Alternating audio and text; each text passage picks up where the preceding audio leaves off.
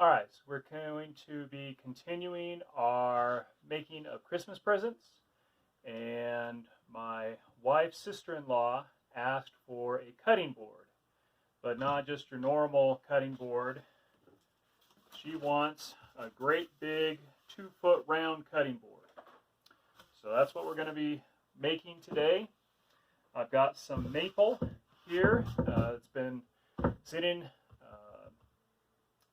That's been sitting around for close to a decade now, and finally going to get a chance to use it. First thing that we did is we made a template. This is just a piece of cardboard that I have cut the 2-inch diameter template out, and now we're going to lay out the boards on our template to make sure that we cut them long enough to be able to get the cutting board we want.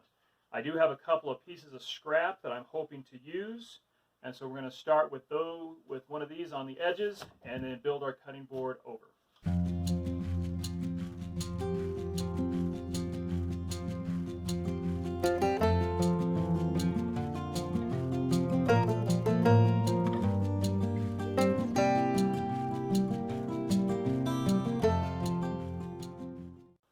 Okay, so I've got the boards rough cut.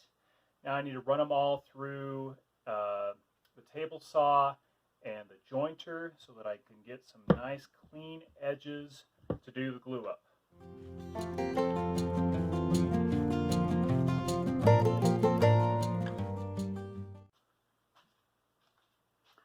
All right, ran through the table saw. Let's see how those edges look together, and if we need to put them through the jointer or if we're going to be good just where we are. All right, there's a couple of edges that I'm not sure about, so I'm going to try it again through the table saw, and if not, then I'll run them through the jointer.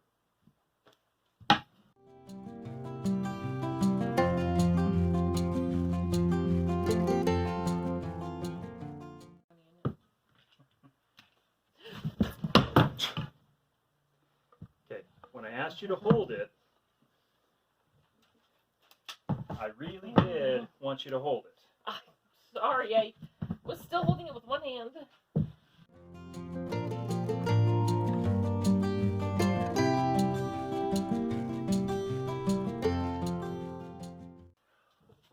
All right, after a couple of fails, we got the cutting board glued up.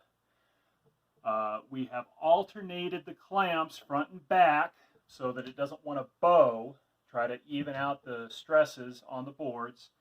We had to put these stiles on here to keep it flat, and we'll probably have some trouble getting these off because the glue will seep through the cracks and actually glue these on. But we'll get them off, and these are actually boards or lumber that I cut from trees on the property. So if they get a little damaged, it's not a big deal. I can just resurface them and use them for something. So we'll let this dry for quite a while, probably looking at, let's see, Saturday, so probably Monday we'll take off the clamps and we'll continue working on the cutting board. Okay, it's been 2 days that the glue's been drying, so let's take the clamps off and see what it looks like. Okay, it looks pretty good. Looks like it might have just a little bit of a bow to it, but not too much. So let's scrape off the excess glue, and then we will work on the next part of this project. All right, so the next part of this project, I'm going to put in some cherry accent pieces. And so I've got some cherry strip here, and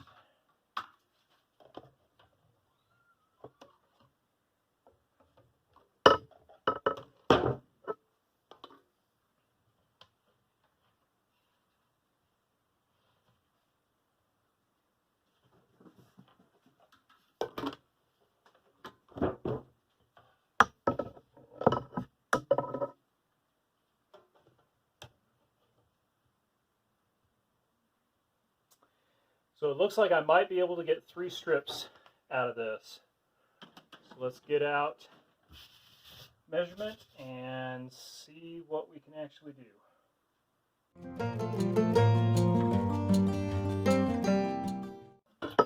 Okay, looks like I should have plenty of the cherry strip for those 3 accent pieces. So I'm going to move over to the table saw and cut the grooves for this. All right, since we're going to be cutting across the grain to put this inlay in, I've got a high tooth blade in the table saw, 60 tooth blade, and it's a new blade because I don't want any chipped edges if I can avoid it. I'm going to set the height of the blade to the thickness of our inlay.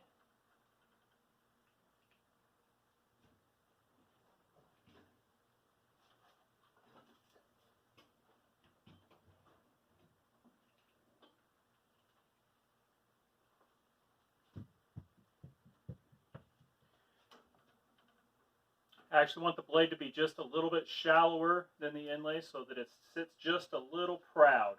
I don't want it to be recessed relative to the top, because then I've just got more to sand. If it stands a little proud, this is going to sand a lot quicker than that whole cutting board will. So we ended up having a goat emergency yesterday, which is why we had to cut the working on the cutting board short. Going to get restarted on it tonight. So we have the cutting board blank. I have taped a straight piece of plywood to this to give me a straight edge so that I can cut those grooves for the inlay. So we're going to work on that now.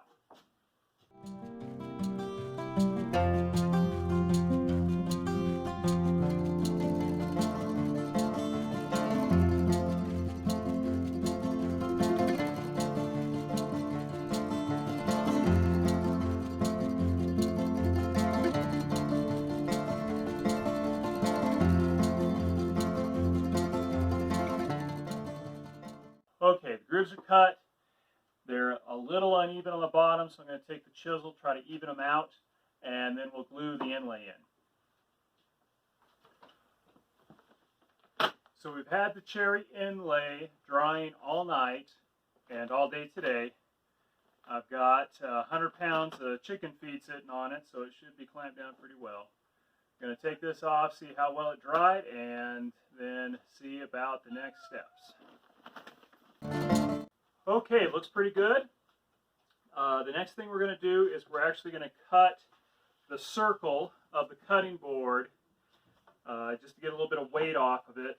And then I'm going to have to get the inlays down flush with the board. So we'll probably start with the planer and then sand it down a little bit. The reason for that is because I want to route the edges, but I want the router to sit flush on this surface, and going over these inlays that are sticking up proud a little bit is going to mess that up. So let's get to the bandsaw.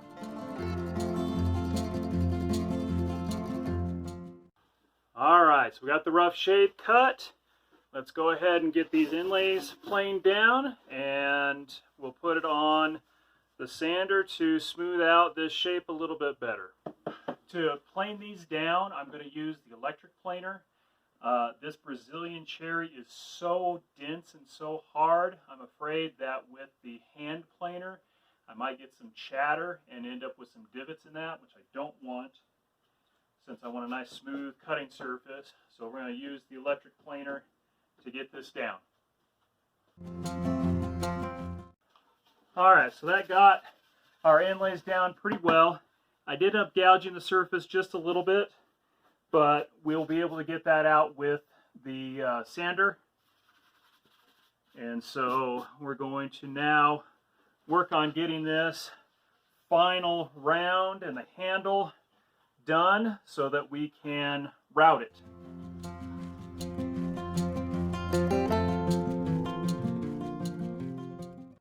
Okay, we got a nice round cutting board. So now I'm going to work on getting this face sanded. This is the cutting face, and once I get it sanded, then I can route it. But I want to make sure that I've got out all of the levelness imperfections before I route it, because I don't want any bumps in the routing edge. Okay, we are ready to route the edge on this, And I've got a 3/8 roundover bit.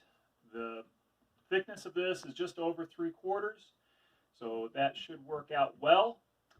So let's see what this will do.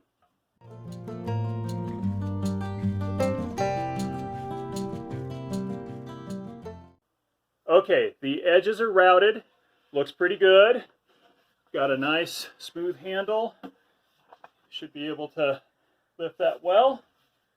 And so now it needs to get sanded and see if we've got any defects that need fixing.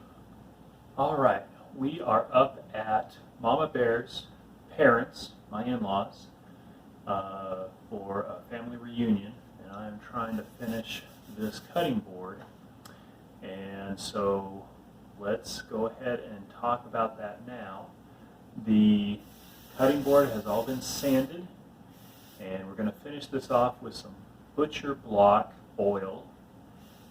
Because it's a cutting board, we want it to be safe for food and also give it a lot of protection from cuts and scrapes and scratches. And so, as with any penetrating oil, we're going to apply it fairly thick so that it has a lot of oil to soak in, because once it soaks in and hardens, the second coat is not going to absorb as much. So we want to get as much in on that first coat as possible. Alright, so we're going to let this dry overnight, and then tomorrow we'll come and we'll do the other side. Probably try to do 2 coats on each side, and then we'll see how it looks when it's all dry and finished. Okay, so we got the first coat on both sides of the cutting board. It looks really nice. I'm going to do a second coat, and then we will be done.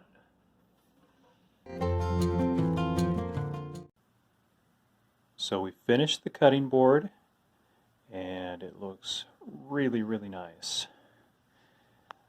The butcher block oil gave it a really good finish. It's got sort of a shiny, glossy finish, but not too much so. So it's sort of a semi-gloss. The cherry inlays turned out very nicely.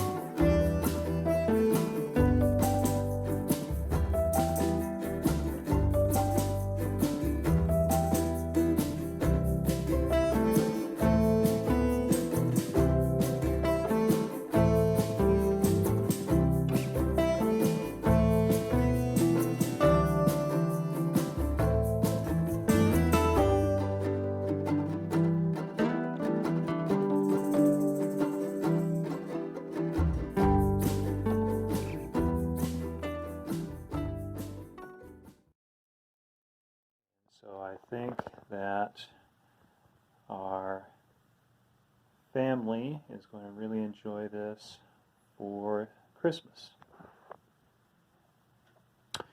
With that, this is Lumberjack for Barely Homesteading, saying use it up, wear it out, make it do, or do without.